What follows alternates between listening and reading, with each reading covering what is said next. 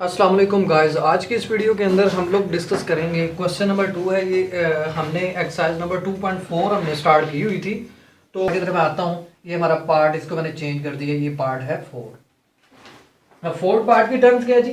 4 part की terms है 4x² plus 2hxy plus by² plus 2gx plus 2fy plus c is equal to 0। यहाँ पे guys ये आपको फोर्थ पार्ट मिल रहा है और फोर्थ पार्ट के अंदर आपको मिल रही हैं तकरीबन ये 5 से 6 टर्म्स हैं।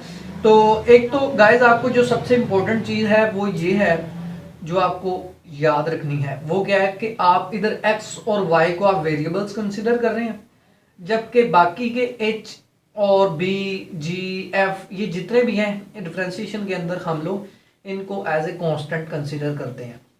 तो यहाँ पे इन्हें हमने एज ए कांस्टेंट लेके चलना है। तो मैं क्या करता हूँ, फर्स्ट स्टेप में दोनों तरफ डेरिवेटिव अप्लाई करता हूँ। तो मैंने लिखा differentiate with respect two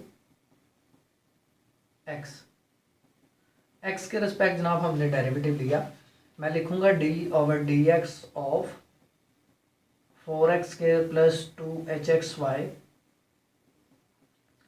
plus by² plus 2gx plus 2fy plus c is equal to derivative of 0। यहाँ पे देखें डेरिवेटिव ऑफ 0, ये आपको पता ही है कि ये 0 का डेरिवेटिव 0 ही आने वाला है। अब देखिए मैं इधर डायरेक्टली डेरिवेटिव अप्लाई कर रहा हूँ। मैं d/dx, चले मैं ऐसा करता हूँ सारों का अलग अलग से पहले डेरिवेटिव ले लेता हूँ। आपने भी ये स्टेप बाय स्टेप काम करना है, आपने पेपर में भी और आप अपनी नोटबुक्स के ऊपर भी एज इट इज की इसे नोट कीजिएगा।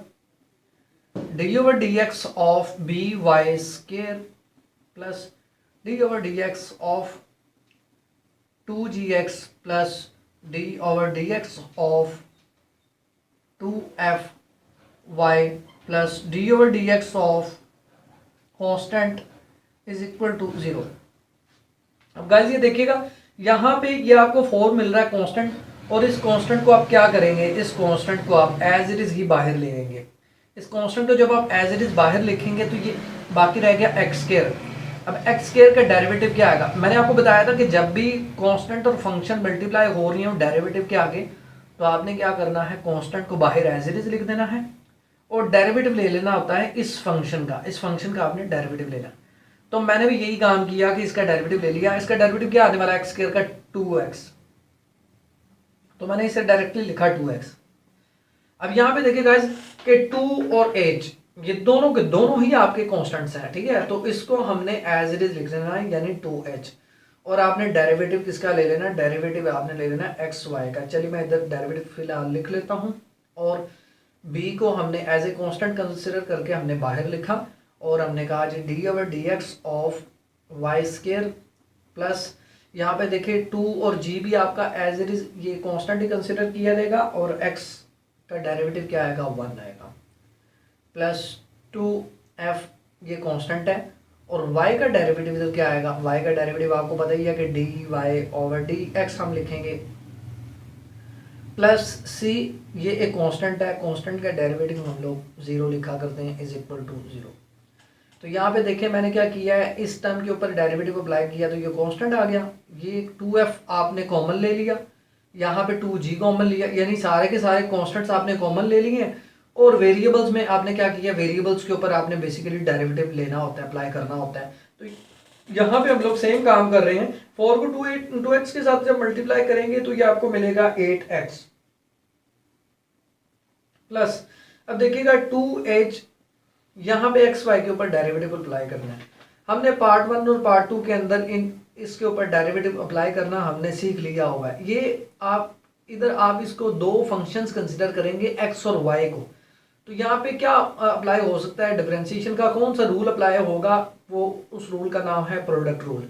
अब प्रोडक्ट रूल क्या है कि आपने फर्स्ट फंक्शन को एज इट इज लिखना है, डेरिवेटिव ऑफ सेकंड यानी d/dx of y plus y आपने एज इट इज लिखा d/dx of x plus b into, अब ये देखें वाई स्केयर है, ये एक्स स्केयर नहीं है जिसका मैं डेरिवेटिव सिर्फ 2x लिख लूँ, ठीक है, ये वाई स्केयर है। तो वाई स्केयर की जगह पे आपको क्या करना पड़ेगा, प्रॉपरली आपको पावर रूल आपको अप्लाई करना पड़ेगा। तो यहाँ पे हम लोग इसे लिखेंगे पावर, पहले पावर में से ये फंक्शन की पावर में से कम हमने कर देनी है, तो ये लेस करना होता है 2 - 1, तो मैंने 1 ही डायरेक्टली लिख लिया। अब इसकी बेस में ये वाला जो फंक्शन है y, इसका हमने आगे डेरिवेटिव लेना होता है, तो हमने लिखा dy/dx प्लस, अब ये देखिएगा कि 2g × 1, इसे हमने लिखा 2g एज इट इज, और साथ में 1 मल्टीप्लाई होने के बाद 2g ही आएगा, प्लस 2f dy/dx जो है वो हमने एज इट इज लिखना होता है, इज इक्वल टू 0 कर दिया। अब ये देखें कि यहाँ पे जिन टर्म्स के अंदर y आ रहा है उनको तो हमने क्या करना है, dy/dx फाइंड करने के लिए हमने रख लेना है, और बाकी जितने भी टर्म्स हैं वो आप क्या करेंगे, राइट साइड पे आप शिफ्ट कर देंगे। तो मैंने इसे लिखा 8x प्लस 2h को जब इसके साथ मल्टीप्लाई करूंगा इस सारी टर्म के साथ, तो ये आपको मिलेगा 2hx dy/dx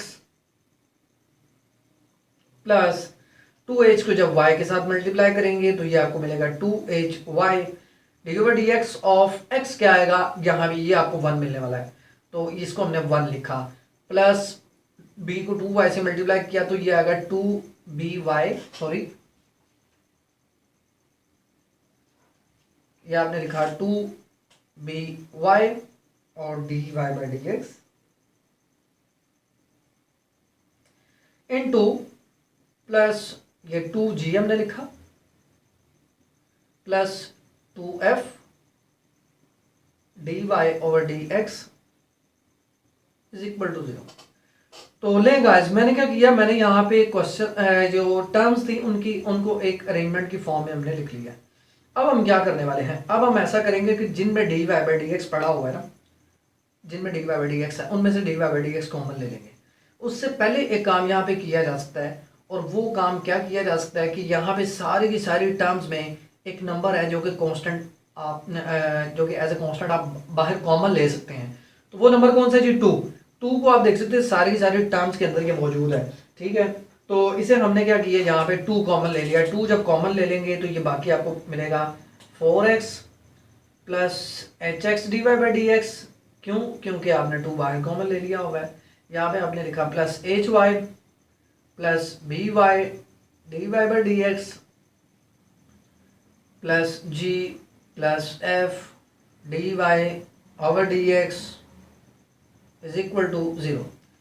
ले गाइस, मैंने क्या किया, मैंने 2 कांस्टेंट ले लिया, और अब इस 2 को जो मल्टीप्लाई हो रहा है लेफ्ट साइड पे, इसको हम राइट साइड पे जाके डिवाइड करवा देंगे।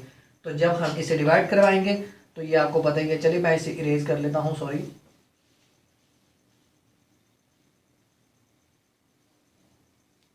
अगर आपने इन टर्म्स को नोट कर लिया हुआ है तो वेल एंड गुड, और अगर आपने नहीं किया तो आप वीडियो को क्या कर सकते हैं, बैक मूव करके तो आप इसे नोट डाउन कर सकते हैं।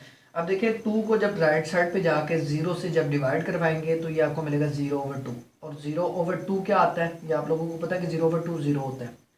तो ये हमने लिखा 4x plus hx dy/dx plus क्या जी, सॉरी ये h, ये जी ठीक है, h को हमने मल्टीप्लाई किया था, plus hy plus by dy/dx plus g plus f dy/dx is equal to 0। तो लेकिन गाइस मैंने क्या किया, मैंने सारी की सारी टर्म्स जो है वो एज इट इज लिख दी। अब मैं काम करने वाला हूँ, वो क्या काम करूँगा कि ये जो कांस्टेंट टर्म्स हैं जिनमें कोई ये नहीं कह रहे कि कोई डेरिवेटिव नाम की चीज़ नहीं है, उसको मैं पहले कलेक्ट कर लूँगा। 4x plus hy plus g करके मैंने कलेक्ट कर लिया, ठीक है। इन सारी की सारी टर्म्स को कलेक्ट करने का मकसद ये था कि जिनमें dy/dx है उनको ताकि सेपरेट किया जा सके। तो मैं क्या कर रहा हूँ, मैं इसे सेपरेट कर रहा हूँ dy/dx को। इन तीनों टर्म्स में ये जो बड़ी टर्म्स हैं इनमें से जब dy/dx जब कॉमन लेंगे तो आपको पता है कि अंदर आपको बाकी क्या मिलने वाला है, आपको बाकी मिलेगा hx plus by plus f is equal to 0। ले गाइस, आपने क्या किया, आपने dy/dx को कॉमन ले लिया। तो अब हम क्या करेंगे, अब ये देखें, ये जो पॉजिटिव टर्म है, सारी की सारी पॉजिटिव टर्म है, इसको आप राइट साइड पे शिफ्ट कर दें, या फिर इस टर्म को क्या करें कि आप राइट साइड पे शिफ्ट कर दें, तो ये नेगेटिव हो जाएगी d Y by D x into ये मल्टीप्लाई हो रहा है h x plus B Y plus f is equal to, अब ये देखें कि आपने इस टर्म को जब लेफ्ट साइड पे मूव करेंगे तो ये आपको मिलेगा -4x plus H Y plus G. और अब एक फर्दर हम स्टेप कर सकते हैं इसकी सिंप्लीफिकेशन के लिए, और वो स्टेप क्या है, वो स्टेप ये है कि इस सारी की सारी टर्म जो मल्टीप्लाई हो रही है लेफ्ट साइड पे, इसको आप राइट साइड पे शिफ्ट कर दें, तो ये आपको मिलेगा -4x plus H Y plus G over H x plus B Y plus F, और ये आपका रहा D Y by D X. तो ले गाइस हमने ये क्या किया, पार्ट नंबर 4 को भी हमने सॉल्व कर लिया।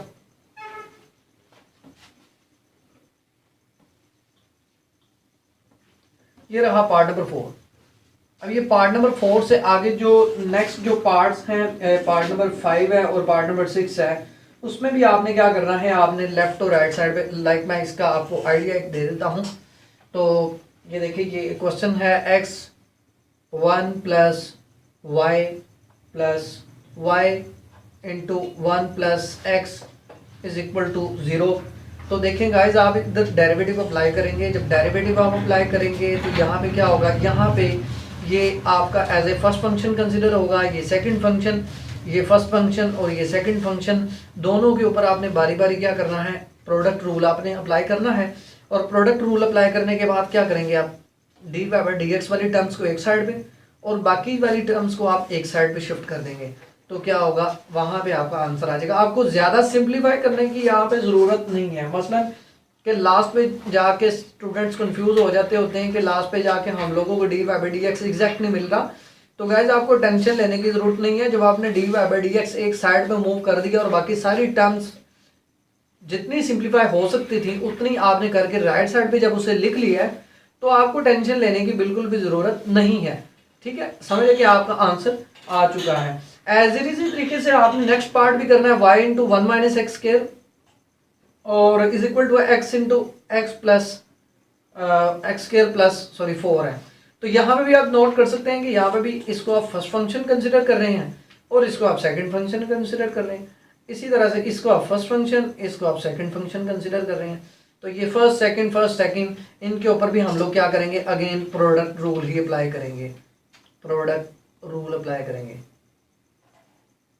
तो प्रोडक्ट रूल आपको पता ही है, चलिए प्रोडक्ट रूल को रिवाइज कर लेते हैं। प्रोडक्ट रूल ये था कि अगर फर्स्ट फंक्शन और सेकंड फंक्शन अगर मल्टीप्लाई हो रहे हो डेरिवेटिव के आगे, तो आपने क्या करना होता है, फर्स्ट फंक्शन को आपने एज इट इज लिखना होता है, डेरिवेटिव ऑफ सेकंड फंक्शन